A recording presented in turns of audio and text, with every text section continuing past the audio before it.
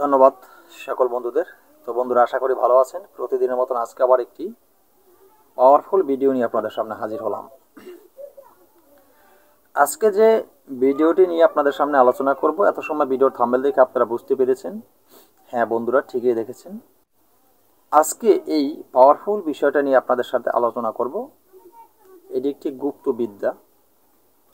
আজকে এই বিষয়টা নিয়ে কেন আলোচনা করব, বিশেষ প্রয়োজন আছে। আর কি প্রয়োজনে এই আলোচনাটি করছি সেটা অবশ্যই আপনারা বুঝতে পারবেন ভিডিওর মূল আলোচনায় যখন চলে যাব। তো কথা না বাড়িয়ে আসলেই মূল আলোচনায় চলে যাব। ভিডিওর চলে যাওয়ার আগে সকল বন্ধুদের কাছে একটি রিকোয়েস্ট করব। ইতিপূর্বে আমার চ্যানেলটি যারা সাবস্ক্রাইব করেছেন তাদেরকে অসংখ্য ধন্যবাদ। এখনও যারা সাবস্ক্রাইব করেন প্লিজ চ্যানেলটি সাবস্ক্রাইব করুন, পাশে থাকা বেল আইকনটি বাজিয়ে নোটিফিকেশন অন করে দিন, যাতে আমি নতুন ভিডিও আপলোড করার সাথে সাথে সবার আগে আপনার কাছে চলে যায়।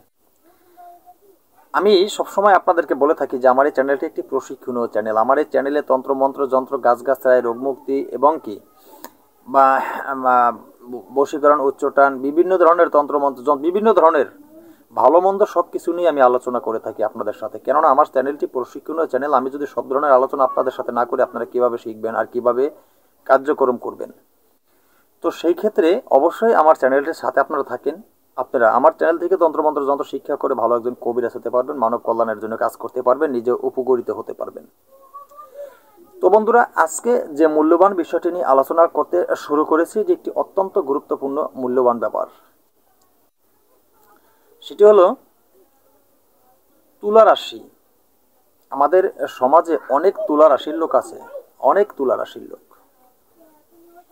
সেই তুলা রাশির লোক দ্বারা আমাদের সংসারে সমাজে কিন্তু অনেক মানুষের ওই তুলা রাশির লোকের মাধ্যম দিয়ে অনেকের অনেক ক্ষতি করে থাকে।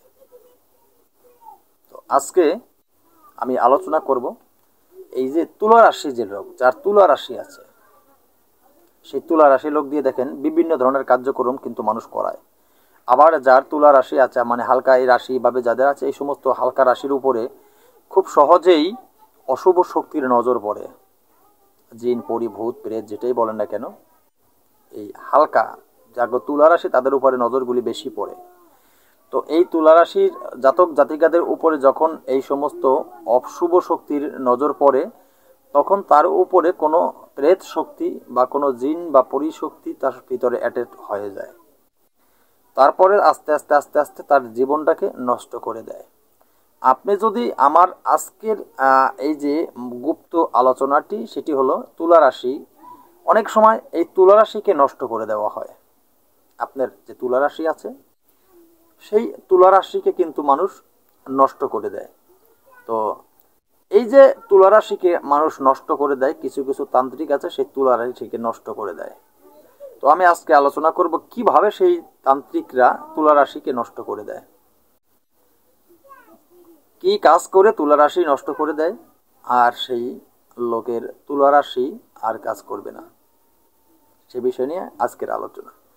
তো ভিডিওটি অত্যন্ত পাওয়ারফুল একটি ভিডিও, তাই কেউ ভিডিওকে টেনে টেনে স্কিপ করবেন না, তাহলে ভিডিওর অনেক মূল্যবান কথাবার্তাগুলি কিন্তু আপনি শুনতে পারবেন না।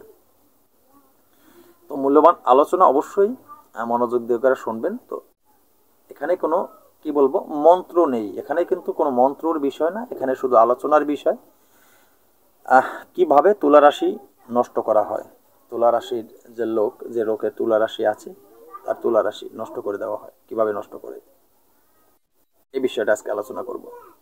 তো দেখেন, যার তুলা রাশি, সেই তুলা রাশি লোকের তুলা রাশি নষ্ট করতে হলে সর্বপ্রথম যেটা প্রয়োজন হয়, সর্বপ্রথম ওই লোকের থেকে ওই লোকের নখ, এই যে আঙুলের হাতের নখ আছে না, চারি যেটাকে বলা হয় চারি, হাতের নখ মানে হাতের চারি, এটাকে নেওয়া হয়।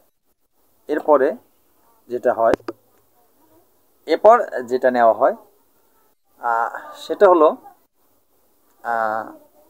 মাথার চুল নেওয়া হয়। এরপর যেটা নেওয়া হয় সেটা হলো বস্ত্র।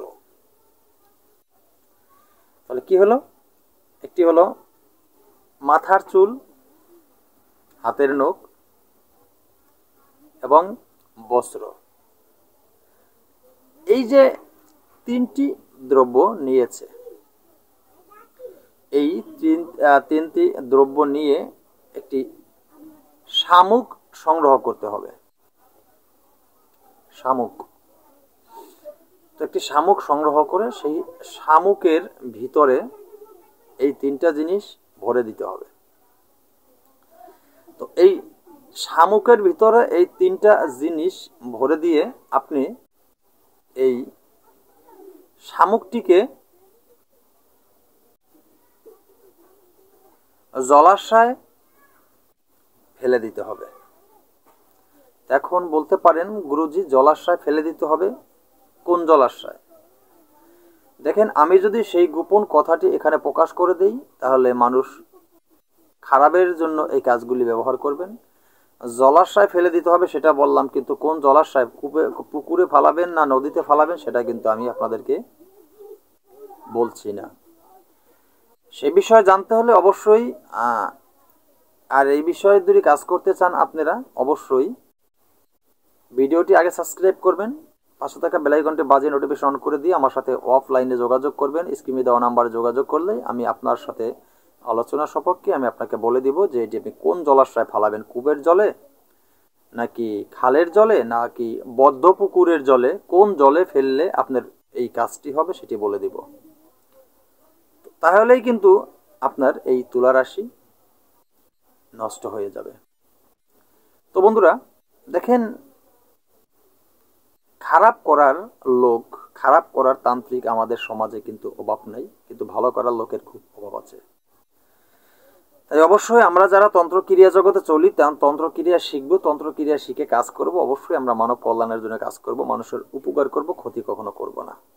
এটাই একজন তান্ত্রিক, প্রকৃতপক্ষে একজন তান্ত্রিকের এটাই প্রতিজ্ঞা থাকে। আর যারা দুষ্টতান্ত্রিক, অসাধু তান্ত্রিক, অশুভ তান্ত্রিক, তারা কিন্তু সামান্য কিছু অর্থের বিনিময়ে মানুষের অনেকটাই ক্ষতি করে ফেলে। তো অবশ্যই আশা করি আপনারা আমার কথাগুলি বুঝতে পেরেছেন। আজকের মতো ভিডিওটি এখানে শেষ করে নতুন ভিডিও নিয়ে আসার আগ পর্যন্ত সকলে ভালো থাকবেন। আল্লাহ হাফেজ।